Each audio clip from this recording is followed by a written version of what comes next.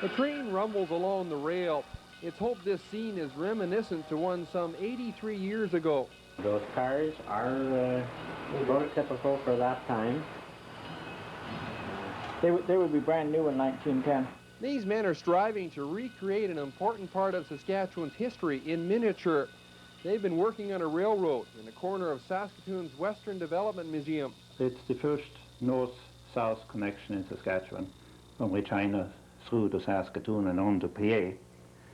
It was conceived in the 1880s and was completed in 1890. The trackage that we're looking at is only about 25 feet from end to end.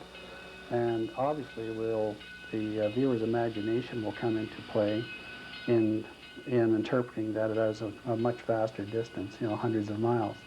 Layout for the display is selectively compressed. Key landmarks and topography are represented along the route. So far, over 3,000 person-hours have been put into the project. Care is taken to make it authentic.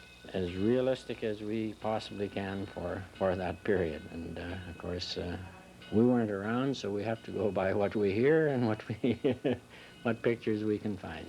Painstaking detail has been carried out on constructing the train. I don't know, I'd say there's probably 100 floorboards on there. The lettering and everything is all individual.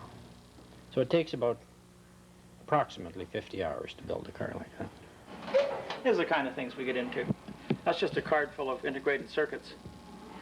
And the battery does not run all the train. The battery is just in there to help the thing remember overnight when the power is off in the museum, just where all the trains were.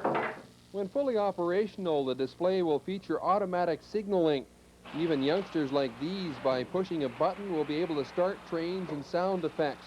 The main layout should be done by early summer, but the work of model railroaders is never really complete.